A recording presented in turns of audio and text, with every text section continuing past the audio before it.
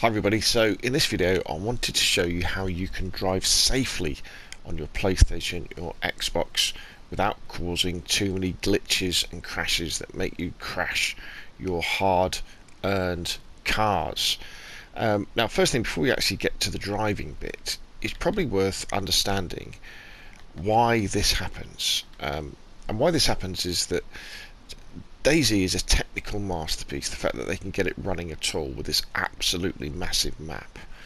And the problem the game has on PC and Xbox and PlayStation is that you can't hold all of that map in the memory of your console or your computer at once. So the game, as you're moving around, is constantly loading chunks of the map in. And obviously not only do you have the map, the terrain, the trees, you have buildings, you have cars, you have zombies, all this stuff has to be loaded into the memory so that it can then render it so that you can see it in front of you. And that is a very, very, very difficult job. And quite simply, the PlayStation and Xbox aren't up to it when you're travelling at faster speeds in cars. They just can't keep up. So what that means is that the game can effectively crash, or it stutters, it just kind of stops while it's kind of loading stuff in, or you'll crash into invisible objects because you'll be driving along on a road. It normally happens in towns. So you're driving along in a town and there'll be a car there, you know, a wreck, but it hasn't, you can't see it because it hasn't spawned in yet, but it physically is there and you'll hit it. And normally what happened before is you lose control, the controls go dead, sometimes the screen goes dead, stops updating, and then you'll get a crunch. You'll get out of your car if you're lucky, if you're still alive, and your radiator will be ruined or something like that, and you'll be like, oh my god. So if you understand this, the fact that it's down to the game loading in, you can then understand, well actually when you're in the bits of the map that are a little bit have less stuff in them, like in the far north of the map, or when you're driving along the east coast away from the towns, you can go a bit faster.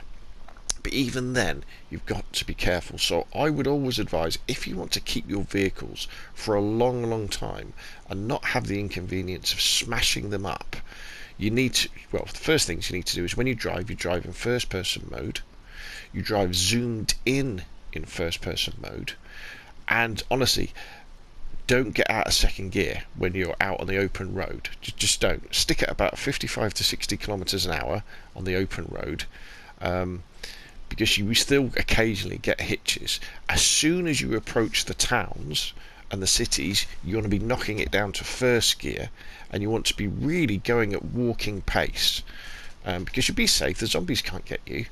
And if the game does crash and stutter, you probably won't be going fast enough to damage your car. Your car will just come to a stop. So let me show. I mean, I've had this ADA, my ADAs, for ages. I can't remember the last time I ruined a car. So let's get in.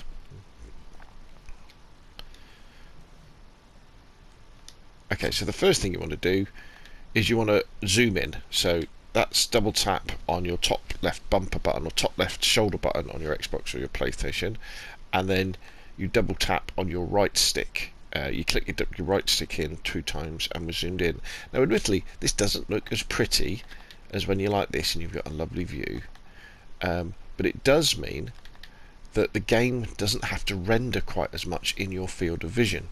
Now what's also important as well is if you have any passengers with you, get them to look down at the floor while you're travelling, so their game isn't having to render in either.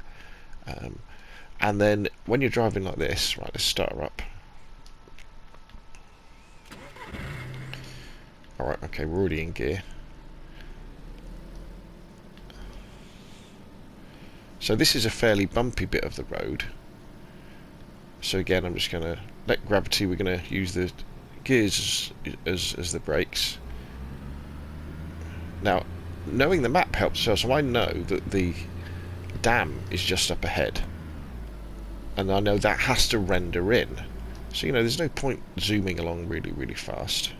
And if you think about it, in the zombie apocalypse, would you really be hammering around at 100 kilometers an hour, you know, in a vehicle that had taken you maybe, you know, a week to find all the bits for in real time? So as we get here, you know, we knock it down to first, we go down to walking pace. Now, what you can do is when you're going this slow, by all means, pop back into third person mode so you can have a look round. But as soon as you start driving again, really get into that discipline of going into first person, zoomed in, and just be so careful. So see on the left here, see this car wreck as we come around. Let's come out. See that car wreck there? Let's knock her into neutral. They often, if you're going too fast, they simply won't spawn in, and you won't see them.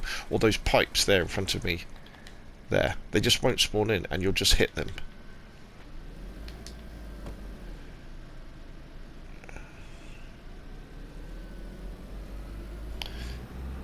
Obviously, another reason is that if you go too fast and the game glitches out, sometimes nothing will happen. You end up in a field, or you'll end up in a ditch, and you won't be able to get the car out of the ditch.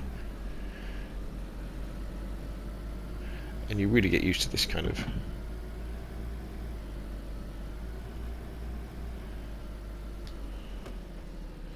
Sometimes you'll find as well is you'll be at different times of the day, when the server's doing different things, it'll be glitchier than others.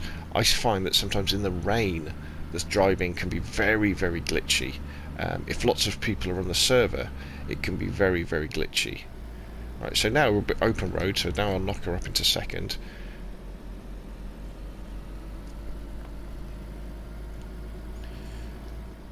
But once we get to like 40-50 kilometers an hour, that's it. I'll just tickle the accelerator, and I'll just keep us trundling along at this sort of speed. Now, if I do hit a tree at this speed, it will ruin the car. There we go. See, we had a bit of a glitch there, didn't we?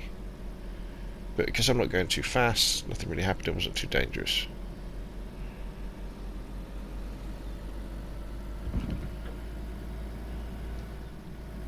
So 50 kilometers an hour, no need to go any faster than that. Just tickle her along. Maybe knock it up into third, but just tickle the accelerator. We're not going up to 60 or 70. So I know that there's some turns coming up.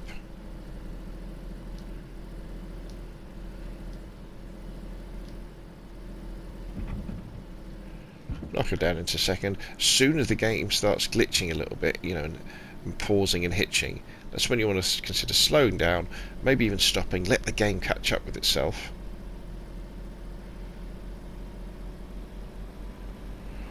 Because the time you think you're saving by driving fast, you more than lose every time you smash up one of your cars, and you've got to go and find another one, or you've got to go and find a radiator, you've got to fix it. So we've got up to 60, so this is where we really want to be.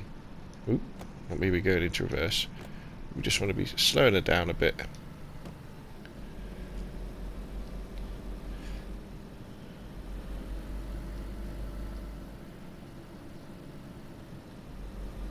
Really slow inputs on the joysticks.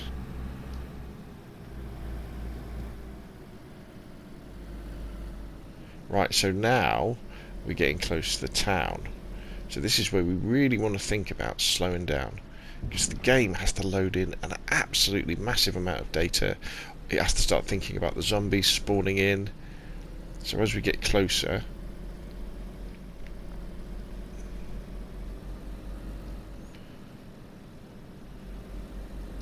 going past the railway track, the military base, you start to see the buildings popping up. When you get near cities, the hitching will start a long way before you can actually see the buildings. So this is where you consider just knock it down to first. Poodle along at 10 to 20 kilometers an hour. The cities and towns in Chernerus and Livonia, they're not very big. And when you go in this speed, you can go into third person mode to squeeze through barriers and have a look round. And you're giving the game plenty of time to load in. You see how hitchy it is, But even if something goes wrong at this point, all that's going to happen is the car's going to roll to a stop, and we're going to be fine.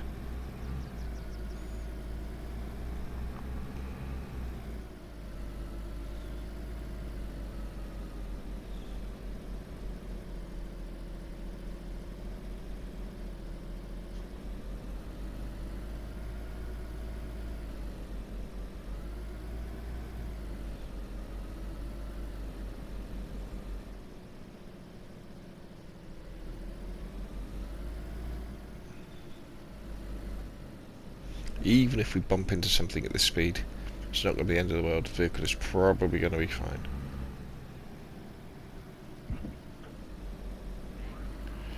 Another thing to bear in mind is if you go off-road as well, down the tracks, there's plenty of places where the map isn't quite right and the vehicle will start to freak out. So now as we're exiting the town, this is where you can think about knocking it up into second gear. And I know apart from Green Mountain on my left, there isn't really that much to spawn in for a while. So we can get it back up to sort of 50 kilometers an hour. We've safely driven through quite a large town in Stutters. And we've allowed the game to have enough time to load in and prevent it from crashing. And even if it did crash or it did hitch, it did pause, we're going slow enough where we're not going to be doing too much damage to the vehicle or ourselves if we crash.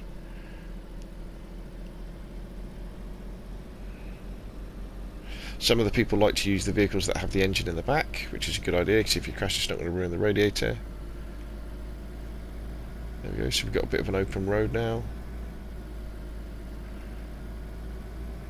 Again, you know, sticking to like 50 kilometers an hour.